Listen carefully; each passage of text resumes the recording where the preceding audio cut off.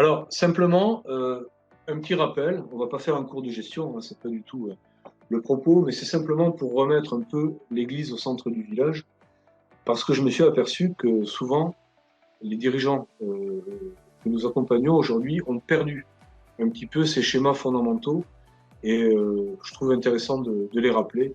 Ils sont très simples et il faut de temps en temps se les remettre en mémoire. Souvent, le dirigeant va analyser sa boîte de façon monolithique, en disant ma boîte va bien, va mal, on a des difficultés de trésor. J'ai même des dirigeants qui vont voir leur banque en disant mais ça fait 45 ans qu'on travaille avec vous et on a des problèmes de trésorerie aujourd'hui, il nous faut de l'argent. Sauf qu'ils sont étonnés quand la banque leur dit oui mais attendez, vous allez où?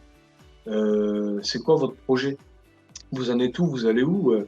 Et le client souvent ne comprend pas il le prend pour de la défiance. Et c'est pas de la défiance, c'est qu'aujourd'hui une banque, et c'est pas nouveau, mais aujourd'hui plus que jamais, la banque a vocation de tout financer.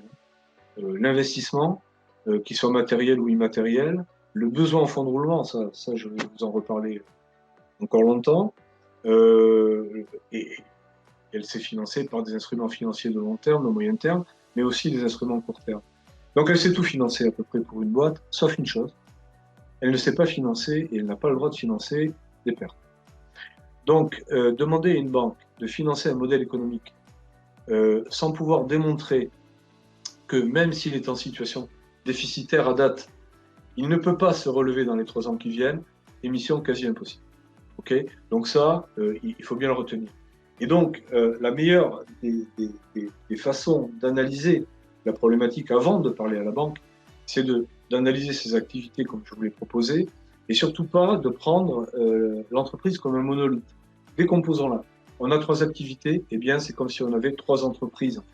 Il faut, de façon distinctive, les analyser pour arriver non seulement aux choix stratégiques, mais également pour pouvoir amener aux partenaires financiers la preuve, finalement, que les besoins de financement sont portés par une activité qui a toute chance d'être ultra rentable dans l'année, les 2 ans, les 3 ans. Donc, pour faire cette analyse, c'est relativement simple. On part d'un point de départ. Vous voyez ce petit graphique. Là ici, vous avez les volumes de production sur les abscisses, les valeurs, le chiffre d'affaires sur les ordonnées. Ici, je trace une droite noire, là, qui est mon volume de production. Mon chiffre d'affaires, que j'estime à peu près linéaire dans le temps. Et évidemment, pour produire ce chiffre d'affaires, je vais avoir besoin d'engager des charges. D'une part, des charges fixes qui sont, elles, complètement indépendantes du niveau d'activité, mais qui plombent quand même mon modèle économique. Et ensuite, des charges variables qui, elles, vont être directement proportionnelles au niveau d'activité. Le cumul des deux, c'est l'ensemble de mes charges que je trace ici en bleu, charges fixes et charges variables. Et le point d'intersection entre mes charges et mon chiffre d'affaires, c'est ce qu'on appelle tout simplement, je vous apprends rien, le point mort. Et donc ça, c'est notre point de départ. Je vais mettre une petite légende qu'on s'y retrouve. Voilà, ça, c'est notre point focal, c'est notre point d'analyse.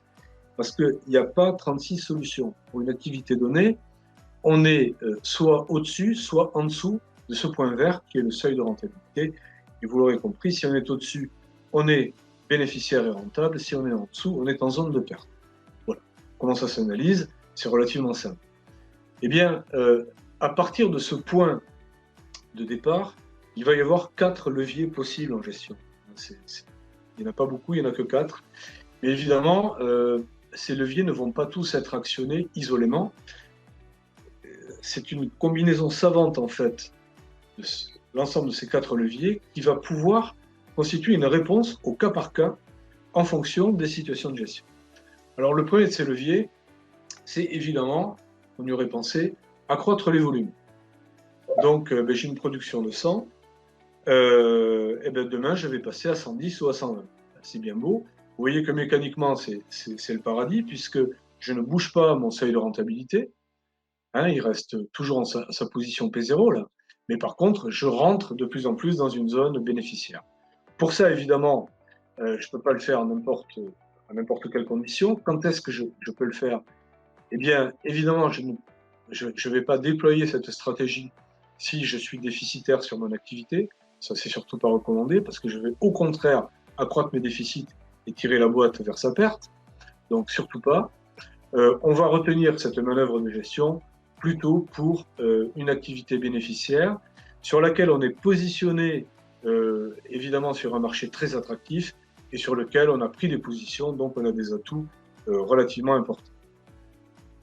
On dispose évidemment des moyens techniques et humains suffisants pour absorber ce surplus d'activité, cette croissance de production.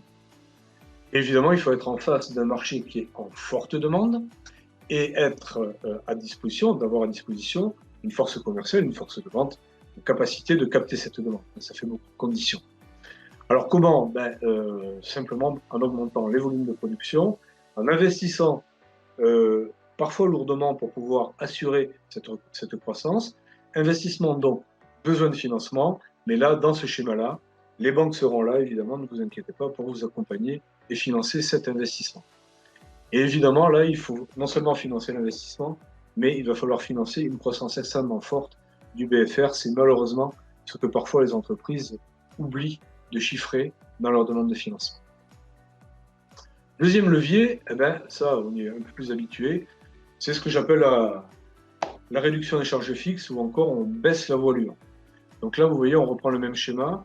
Et là, c'est mon axe marron, celui des charges fixes, que je tire vers le bas. Mais tirant cet axe vers le bas, il y a tout l'édifice qui baisse, et y compris les charges variables, puisque mon niveau de production diminue. Et là, mon seuil de rentabilité, mécaniquement, s'abaisse. Et donc, je peux donner un petit peu d'oxygène, évidemment, à mon entreprise, si je suis effectivement dans une situation, on va le voir, là plutôt déficitaire. Évidemment, je vais favoriser cette manœuvre de gestion si je suis déficitaire, c'est-à-dire si mon marché est atone, voire en récession, et que la concurrence, au contraire, s'est intensifiée, que je subis des handicaps en interne, cette fois, soit techniques, soit commerciaux, et évidemment, je peux même en arriver à me poser la question de savoir si je dois ou pas abandonner l'activité. Comment? Par des plans d'économie. On va tailler dans les charges. Moi, il m'arrive aujourd'hui d'accompagner des boîtes qui sont dans ce schéma. Les dirigeants sont un peu prennent la douche quand on rentre dans ce scénario, parce que n'ont pas souvent conscience eux-mêmes du niveau de charge fixe qu'il faut subir à l'entreprise. Ça passe souvent par de la réduction drastique de charges qui va le concerner directement. Je ne vous parle pas des frais un petit peu somptuaires, des voitures de fonction de luxe, etc. On commence par ça, et évidemment, on priorise tout ce qui n'est pas nécessaire pour l'éliminer, et évidemment, on protège l'appareil de production. Donc, on chasse le gaspillage, on va réduire le train de vie de l'entreprise. Troisième levier, alors là, il est un peu plus compliqué, c'est une réduction des charges variables. Pourquoi plus compliqué? Parce que, effectivement, il va s'agir non plus de remettre en cause la structure de l'entreprise, ni son niveau de production, mais on va essayer par la négociation, de diminuer nos coûts de production, nos coûts variables. Alors évidemment, nos coûts d'achat qui rentrent de prime abord dans le coût de production, et ça va passer par de la négo fournisseur, et puis aussi nos coûts de production par peut-être des process de production un peu plus intelligents et peut-être un peu moins gourmands sur le plan économique. Quand est-ce qu'il faut actionner ce type de manœuvre? Plutôt lorsqu'on est en phase de dilemme, souvenez-vous de la start-up tout à l'heure, avec un marché extrêmement attractif toujours, mais des atouts qui sont encore en progression chez nous. On est encore un petit peu fragile pardon, sur ces activités-là.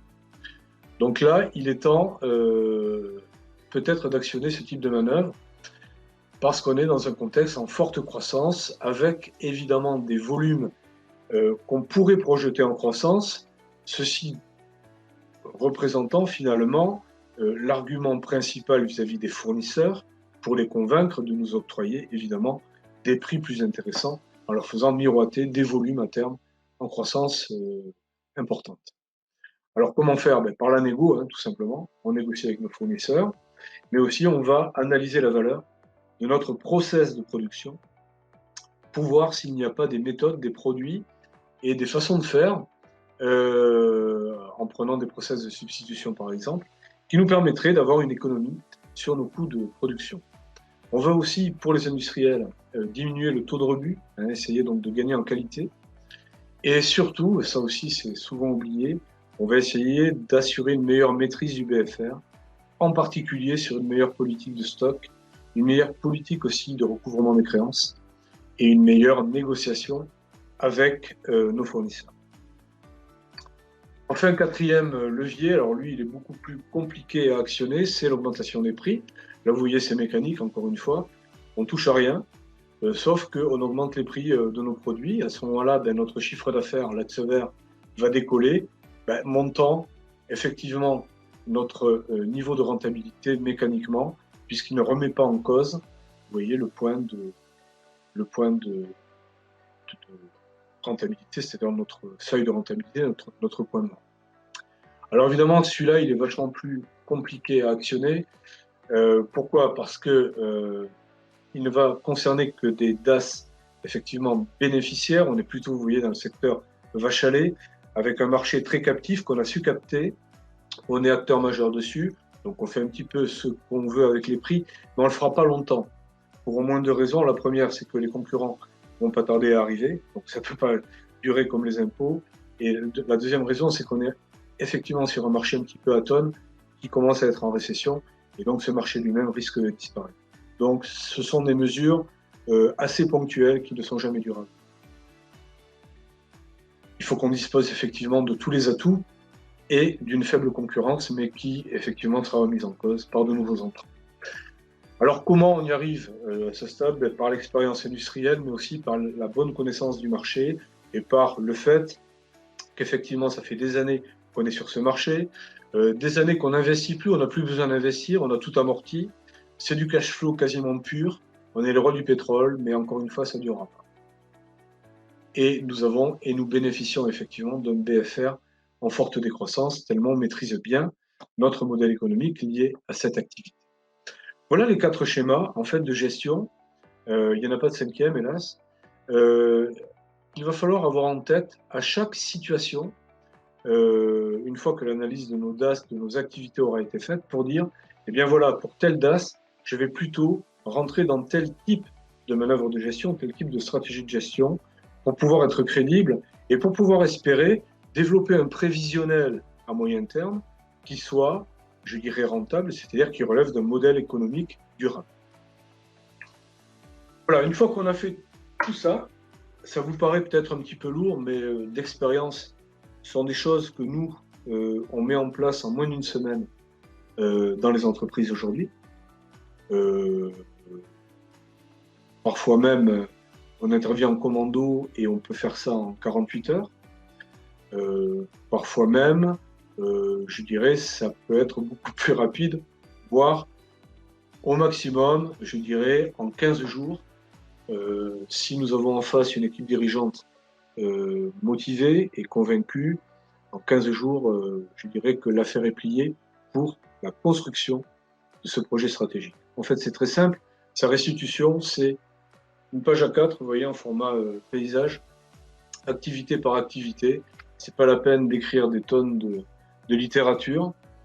C'est simplement dire ben, où on en est d'un point de vue économique. Hein, vous retrouvez le schéma du seuil de rentabilité, le positionnement avec la matrice, où on en est aujourd'hui et quelle est la trajectoire de ce DAS.